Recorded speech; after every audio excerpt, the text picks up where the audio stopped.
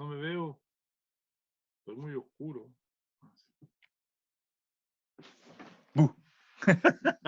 Chico, mira. A ver, va a asustar a la hermana. Para no desmayar, para no flaquear y poner la mira en las cosas de arriba. Padre Celestial, gracias por tu palabra y guía a nuestro hermano en la exposición de las Sagradas Escrituras. Te lo imploramos y damos gracias por refugiarnos en la persona gloriosa del Señor Jesucristo. Amén. Amén.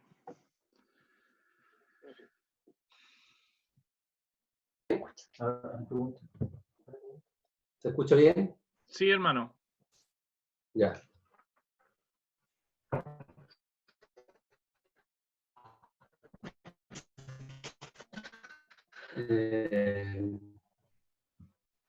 Buenas tardes. Vamos a leer el Testamento. Primero en Primera de Corintios, capítulo 10.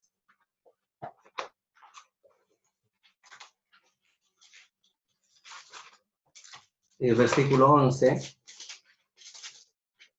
dice: y estas cosas le acontecieron como ejemplo, y están escritas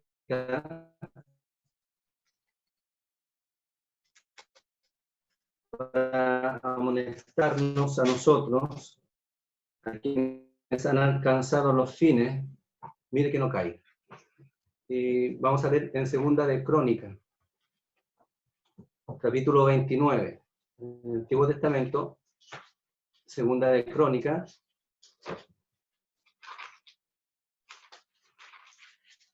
capítulo 29.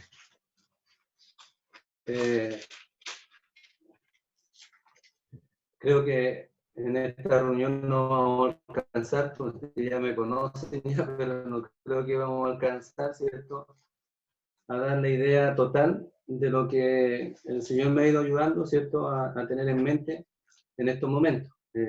Es un momento difícil, ¿cierto?, y de prueba no solamente para nosotros en Chile, sino que a lo largo de todo el mundo, ¿cierto?, pasa este tremendo problema que es esta enfermedad, pero nosotros tenemos ejemplos en la Escritura de cómo actuar y por qué pasan las cosas. Primero nosotros vemos, ¿cierto?, que dice en el Salmo 23, Jehová es mi pastor, nada me faltará, aunque ande ciertos lugares de valle o de muerte, ¿cierto?, el Señor, ¿cierto?, es nuestro guía. Pero Él nos lleva, ¿cierto?, con la vara y el callado, y muchas veces para corregir a su pueblo. En esta situación que nosotros vivimos, para que nosotros no solamente veamos el problema existente de la vida o de la muerte, sino también cómo el Señor actúa sobre lo suyo, sobre su iglesia. Y creo que nosotros tenemos harto, ¿cierto?, que empezar a meditar en nuestra propia vida, tanto en lo personal como asamblea, porque el Señor tiene propósito y es para que nosotros conozcamos, ¿cierto?, lo que el Señor ha de hacer en nosotros. Y como nosotros, ¿cierto?, realmente muchas veces nos apartamos de lo que el Señor desea en nuestra vida. Y con su vara y con su callado, ¿cierto?, Él nos guía por la senda de justicia.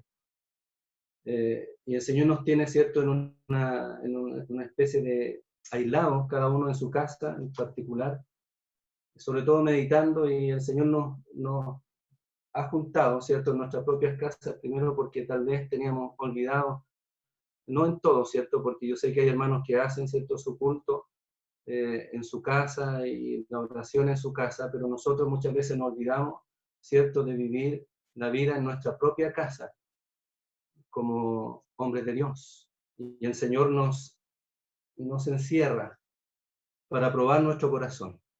Él pesa nuestro corazón. Y aquí estamos, ¿cierto?, para meditar cómo actuar en un momento difícil. Yo creo que hay pocas veces en que se produce, ¿cierto?, un avivamiento en el Antiguo Testamento. Y nosotros vemos dos casos en los reyes, que es Josías y Ezequías. Ezequías es uno de los reyes que busca a Dios. Pero ¿en qué momento busca a Dios Ezequías? Nosotros tenemos que entrar a ver lo que es la historia, ¿cierto? De lo que Ezequías lleva a cuesta y cómo Ezequías actúa. Vamos a ver el primer versículo, dice, comenzó a reinar Ezequías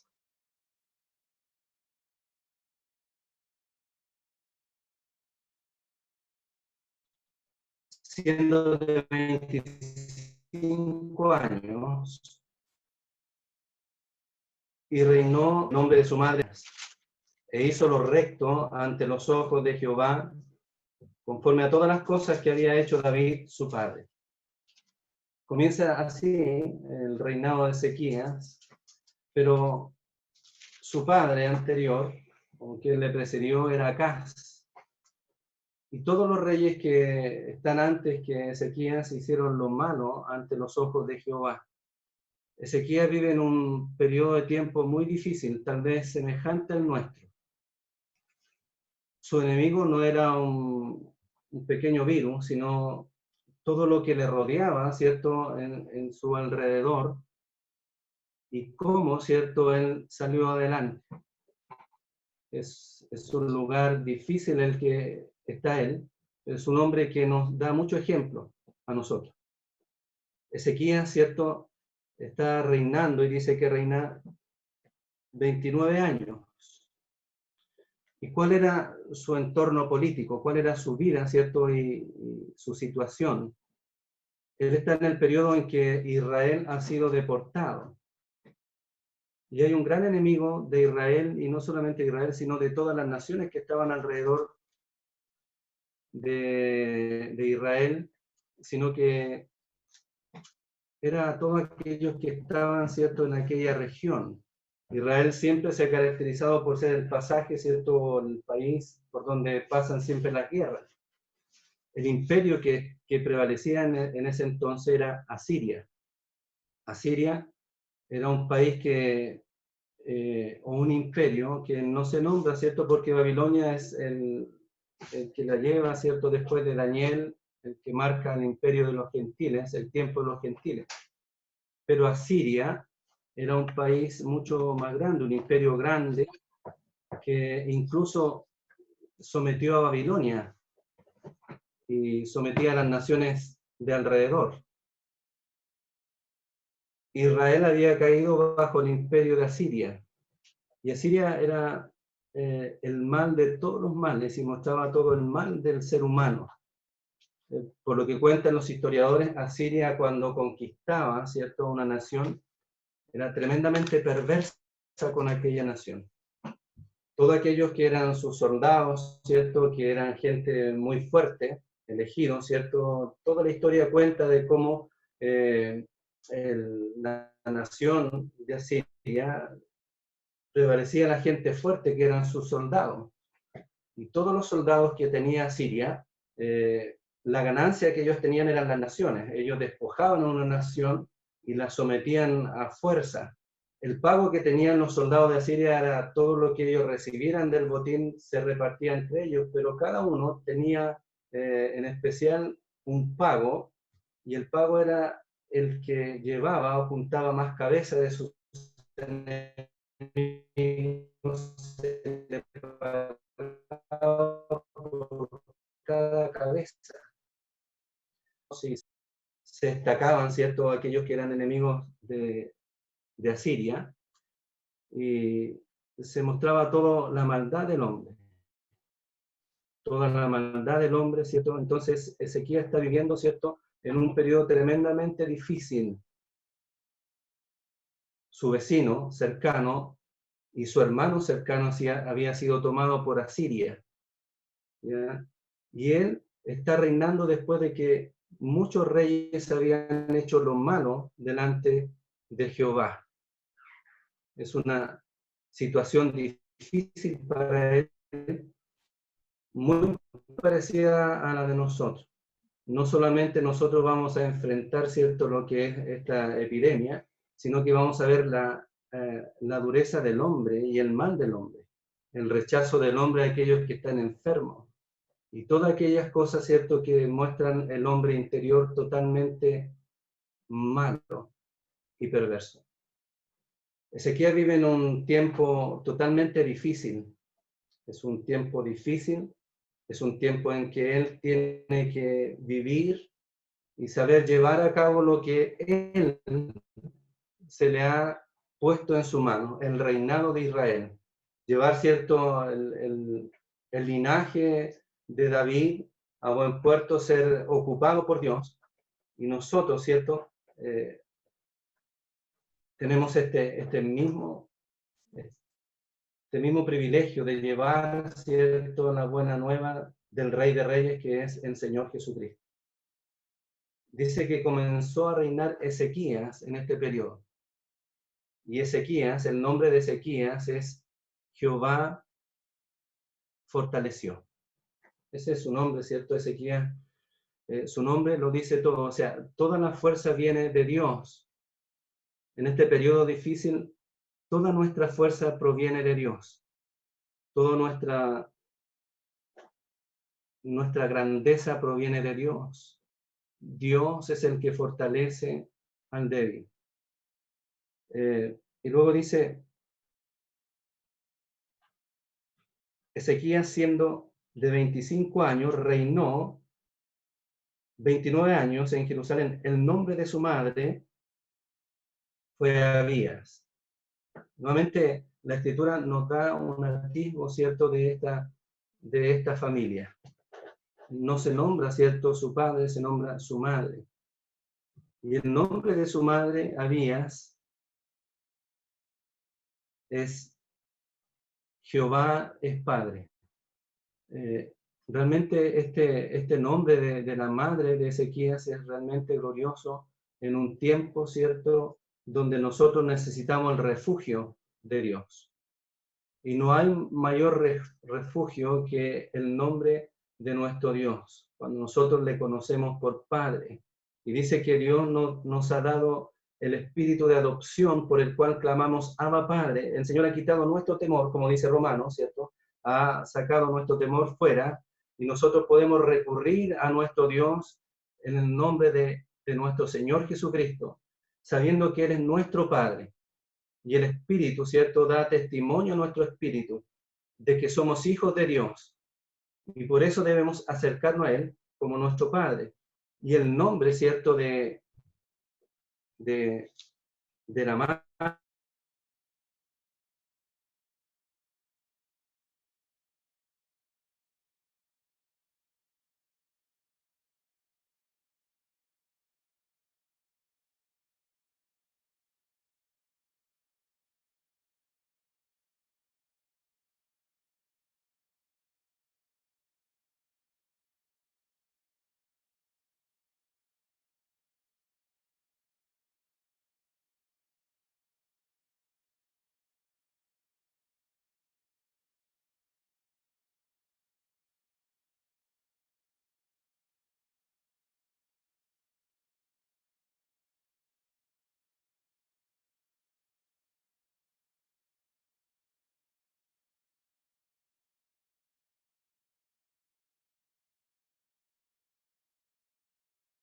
Un momento, parece que a Vicente se le cayó la señal.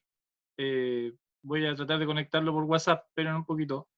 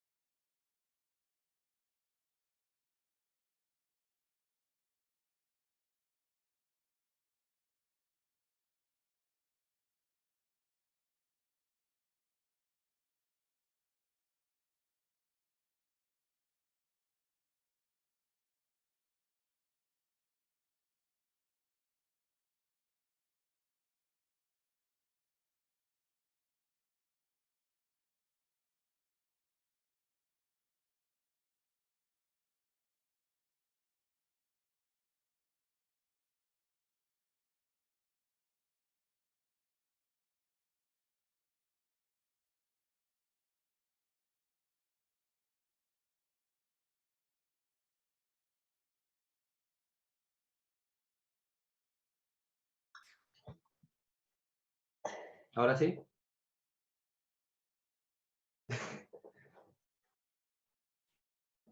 Sí. ¿Ahora sí? Sí. Se nos cayó el internet. Pero estamos en el Segunda de ¿Están Crónica, escuchando? capítulo 29, y hemos dicho que el abuelito de Ezequías es Zacarías. Y Zacarías significa Jehová se acuerda. Miren qué introducción, ¿cierto?, al reinado de Ezequías, ¿cierto?, que muestra no solamente que él, ¿cierto?, tiene un nombre que nos habla de Dios, sino también su abuelo, y dice que Jehová se acuerda. Jehová se acuerda de nosotros, el Señor se acuerda de nosotros. Él no nos deja, no nos desampara, y el Señor mismo lo ha dicho en su palabra: no te dejaré ni te desampararé, dice el Señor tu Dios.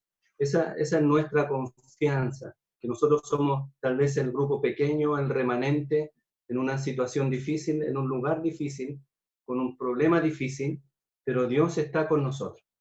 Dios, ¿cierto?, ha de cuidar a los suyos, y Dios, ¿cierto?, ha de fortalecer nuestra vida.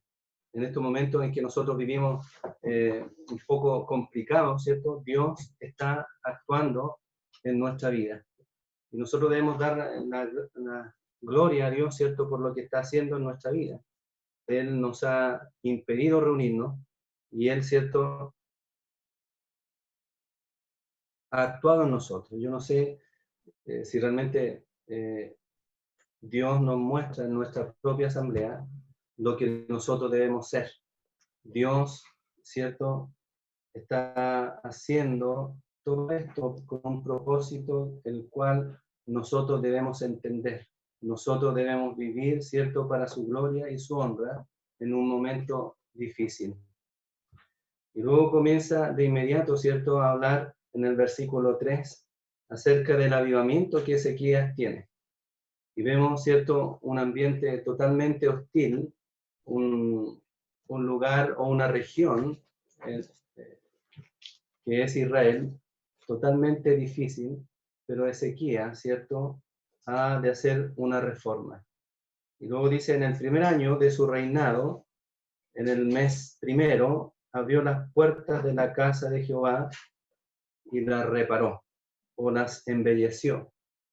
¿Sí? Él comienza no haciendo una reforma política, no haciendo, ¿cierto?, otras cosas, ¿cierto?, sino dedicándose a lo que estaba totalmente descuidado, que era, ¿cierto?, la casa de Dios o el templo de Dios, ¿cierto? Y él está trabajando en esto. Todo ha sido abandonado. Se habían olvidado de Dios, se habían apartado de él, y Ezequías comienza restaurando, ¿cierto?, lo más importante que Israel nunca debería haber dejado, que era, ¿cierto?, el templo y la casa de Dios. Muchas veces nosotros debemos comenzar esta restauración en nuestra propia vida y en estos momentos difíciles. ¿Por qué estamos así? Hay que cuestionarse a sí mismo por qué estamos así, por qué Dios está haciendo esto, por qué Dios, ¿cierto?, está llevándonos a este punto a nuestra vida. Si nosotros vemos en una aplicación, nosotros que estamos estudiando en Chillán el Apocalipsis, vemos, ¿cierto?, la Odisea. La última iglesia es una iglesia tibia que lucha por sus derechos. Pero ahora nosotros vemos, ¿cierto?, que el llamado a aquella iglesia es que es una iglesia que se creía rica, pero realmente era una iglesia pobre, miserable y desnuda. Y la recomendación, ¿cierto?, de Dios acerca de esa iglesia es que compre de él oro refinado y que compre colirio y unja sus ojos para que vea el nivel que ha llegado, ¿cierto?, aquella iglesia. Nosotros debemos hacer lo mismo, o sea, pensar que en nuestra vida todo era fácil, todo lo llevábamos, ¿cierto?, sin problemas, podíamos ir a reunión, podíamos juntarnos y disfrutar de la reunión. En estos momentos Dios nos prueba en nuestro corazón. Y luego dice, si alguno, estoy llamando, ¿cierto? Dice, estoy llamando a la puerta, si alguno abre, yo entraré a él y cenaré con él. Si nosotros vemos el ejemplo de Ezequías, vemos a alguien que abre su corazón, su puerta a Dios. Y él va a actuar, él va a abrir las puertas del templo, va a embellecer, ¿cierto?, las puertas de la casa de Jehová. Yo creo que nosotros tenemos este gran privilegio de embellecer y hermosear nuestra asamblea. No estoy hablando de un edificio, sino embellecerlo con nuestras propias vidas. Reparar, ¿cierto?, nuestra propia conducta, reparar nuestra vida. Y Ezequías lo hace. Dice, e hizo venir a los sacerdotes y levitas y los reunió en la plaza oriental, o más conocida la plaza de los sacerdotes. Él reúne a aquellos que tenían que estar en el servicio. Él reúne a aquellos que debían estar a cargo del templo. Ellos se habían perdido, se habían olvidado de la casa de Dios. Y él empieza, ¿cierto?, llamando a aquellos que debían trabajar en la casa de Dios.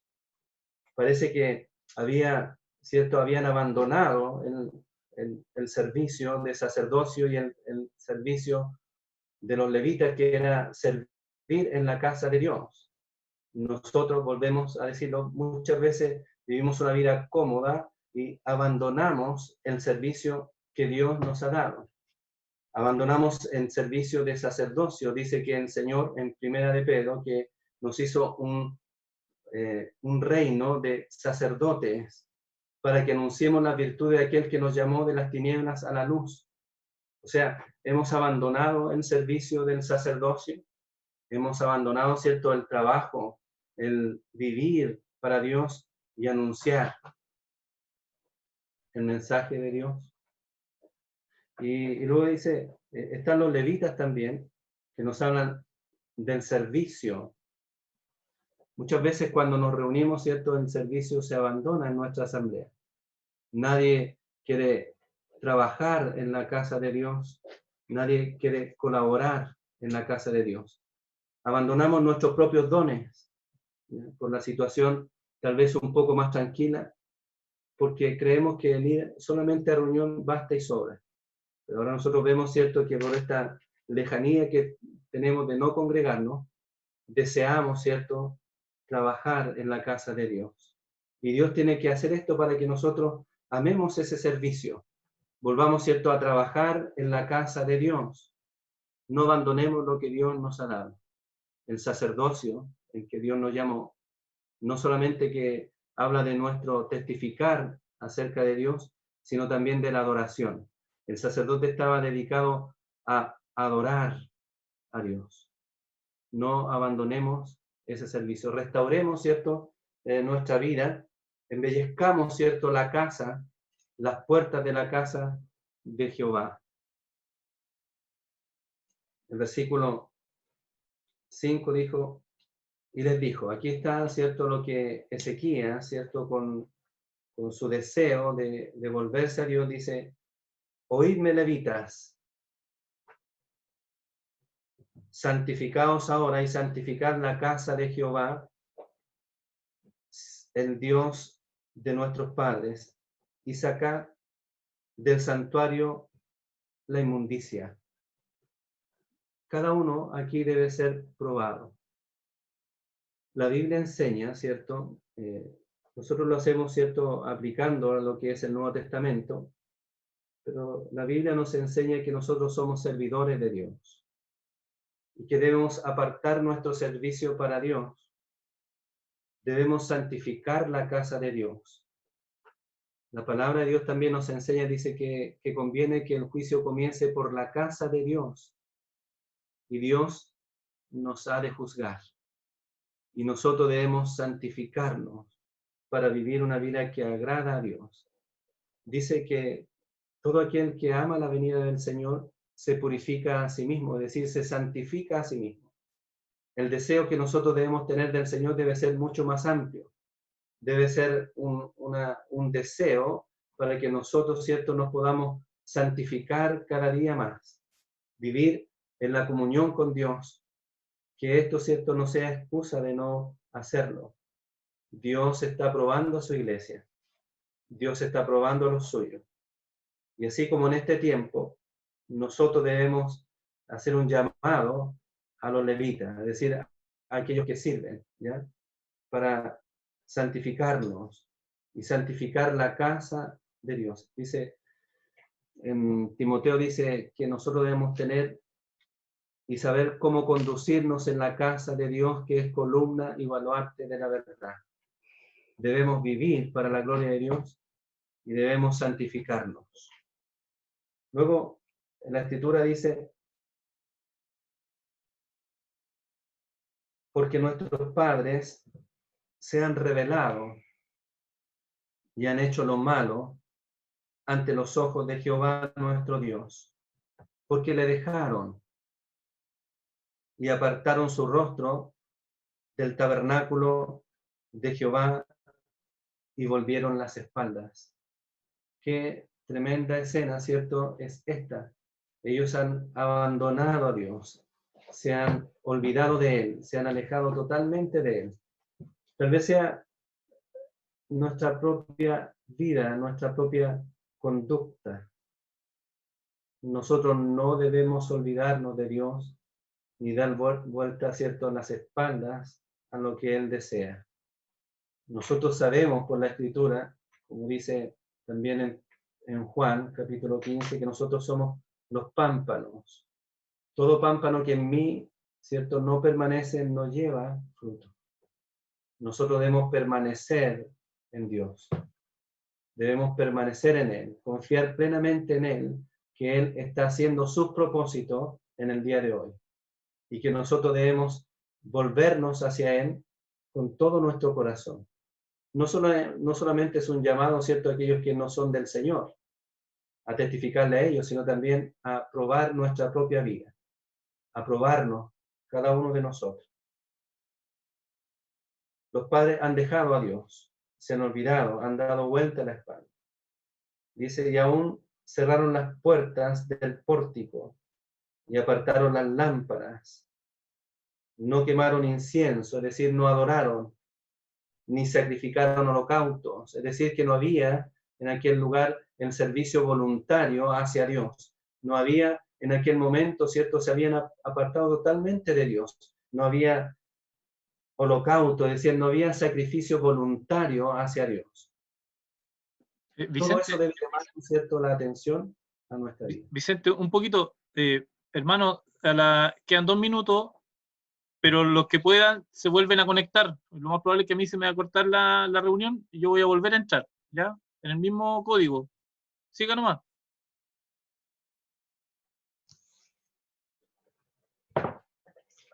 Y aún dice, cerraron las puertas del pórtico y apagaron las lámparas. No quemaron incienso, ni sacrificaron holocausto en el santuario al Dios de Israel. ¿Qué hacemos nosotros en nuestra asamblea? ¿Vamos con ese propósito a adorar al Señor? ¿Qué nos mueve? ¿Qué nos hace tener este deseo de reunirnos? Yo creo que en el día de hoy, en lo que Dios nos está probando, ¿cierto?, es cómo nosotros nos congregamos en nuestras propias asambleas. Hemos venido, ¿cierto?, a entregar voluntariamente nuestros sacrificios. Hemos nosotros venido a adorar, a elevar nuestro incienso, nuestra adoración. Nuestras oraciones son pocas en nuestras reuniones. Hemos orado constantemente a Dios por lo que hace y por lo que es su propósito en nuestra vida. Dios desea, ¿cierto?, que nosotros hagamos. Israel se había olvidado de esto, se había apartado de esto, de lo maravilloso que era entregar el holocausto, la forma voluntaria de sacrificar a Dios, de lo que hemos recibido. Dice, de gracia recibiste, dad de gracia. Y nosotros, como dice también David, que todo lo que nos ha dado Dios, ¿cierto?, es porque era de Él, y de lo tuyo te damos. Nosotros debemos venir con un corazón dispuesto a dar lo que Dios nos ha dado en nuestra vida, a entregar todo lo que Él ha hecho por nosotros. Y ese deseo de congregarnos en nuestra asamblea debe florecer